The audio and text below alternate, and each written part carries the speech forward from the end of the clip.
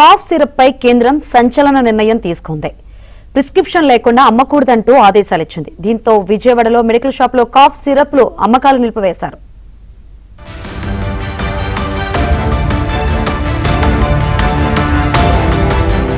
దేశంలో నకిలీ ప్రమాదకరమైన మెడిసిన్స్ విక్రయాలకు అడ్డుకట్ట వేసేందుకు కేంద్రం సంచలన నిర్ణయం తీసుకుంది.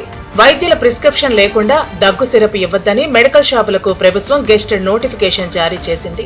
పాత నిబంధనల ప్రకారం 1000 మంది కంటే తక్కువ జనాభా ఉన్న గ్రామాల్లో రిటైల్ లైసెన్స్ లేకపోయినా కొన్ని షరతులతో దగ్గు సిరప్లు అమ్మడానికి వీలుండేది. కానీ తాజా మినహాయింపులతో కేంద్రం పూర్తిగా చెక్ పెట్టింది. డ్రగ్స్ అండ్ కాస్మెటిక్స్ యాక్ట్ 1940 నిబంధనలను ఇందుకు ఖచ్చితంగా పాటించాల్సి ఉంటుంది. దీంతో విజయవాడలో దగ్గుమందు విక్రయాలను మెడికల్ షాపు నిర్వాహకులు నిలిపివేశారు.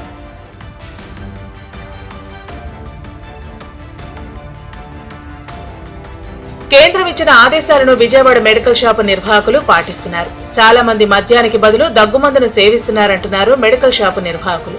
కేంద్ర నిర్ణయాన్ని స్వాగతిస్తామని, కానీ మెడికల్ షాపులకు కొంత వెసులుబాటు కల్పించాలని కోరుతున్నారు.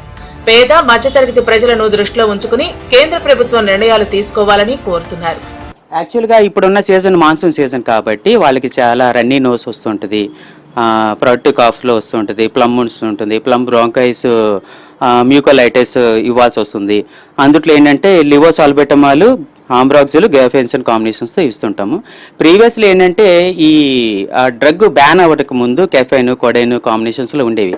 అవి ఏంటంటే ఒక జోడాస్ ఎవరైతే ఉంటారో ట్రైనర్స్ కానీ నర్సెస్ కానీ వాళ్ళందరూ కూడా సింగిల్ షాట్లో తీసేసుకోవడం వల్ల ఆ యొక్క కిక్ అనేది వస్తుందని చెప్పి అది చాలా వరకు వైరల్ అయింది. వైరల్ అయ్యేటప్పటికి మాకేంటి ఆ పల్మనరీ ఆర్టరీస్లో వచ్చేటటువంటి పొడిదగ్గుకి ఆ కెఫైన్ కానీ కొడైన్స్ కానీ చాలా బాగా యూజ్ అయ్యేవి, పేషెంట్స్కి చాలా బెనిఫిట్ అయ్యేది. బట్ అది రాంగ్ వేలో యూజ్ చేయడం వల్ల కామన్ పీపుల్స్కి నిజంగా యూజ్ అయ్యేటటువంటి వాళ్ళకి ఇది దొరకకుండా పోయింది. దగ్గుమందుపై కేంద్ర నిర్ణయంపై సామాన్యులు భిన్నాభిప్రాయాలు వ్యక్తం చేస్తున్నారు. 100 రూపాయల దగ్గుమందు కొనేందుకు 500 పెట్టి డాక్టర్ వద్దకు వెళ్లాల్సిన పరిస్థితి ఏర్పడిందని మండిపడుతున్నారు. కేంద్ర ప్రభుత్వం ఈ నిర్ణయంపై పునరాలోచన చేయాలని కోరుతున్నారు. జ్వరం, గ్యాస్ లాంటి సమస్యలు వచ్చినప్పుడు ఎలాంటి టాబ్లెట్లు వేసుకోవాలనే దాని గురించి ప్రజలకు తెలుసు అంటున్నారు. సామాన్యులకు దగ్గుమందు అందుబాటులో లేకపోవడంపై ఆగ్రహం వ్యక్తం చేస్తున్నారు. బేసిక్ నీడ్స్ యాక్సెస్ కూడా మనం మెడికల్ షాప్కి ప్రొవైడ్ చేస్తే మంచిది అనిపిస్తుంది. కామన్ పీపుల్ని దృష్టిలో పెట్టుకొని 100 to 120 రూపీస్ ఉంటుంది మేడం కాఫ్ సిరప్. మనం దీనికోసం హాస్పిటల్కి వెళ్తే డాక్టర్ ఓపీ సపరేట్గా 500 ఉంటుంది. దాని తర్వాత మందుల ఫీజు సపరేట్గా మొత్తం అప్రాక్సిమేట్ 700 అవుతుంది మనం హాస్పిటల్కి వెళ్తే. అదే బేసిక్ కొంచెం కాఫ్ కోసం ఎక్కువ ఉంటే తప్పదు వెళ్ళాలి, కొంచెం కాఫ్ కోసం మళ్ళీ వెళ్ళడం ఎందుకు? ఇదైతే 2-3 డేస్ ఒకేలా తగ్గితే మళ్ళీ వెళ్ళాల్సిన అవసరం లేదు కదా, అందుకని ఇబ్బందే కదా. అది గవర్నమెంట్ కూడా కొంచెం దృష్టిలో పెట్టుకొని బేసిక్ యాక్సెస్ మెడికల్ షాప్స్కి ఇస్తే బాగుంటుందని నా అభిప్రాయం. కొంతమంది మెడికల్ మాఫియా చేసిన కుట్ర వల్లే కాఫ్ సిరప్ ప్రజలకు అందుబాటులో లేకుండా చేస్తున్నారని విజయవాడ వృద్ధులు మండిపడుతున్నారు.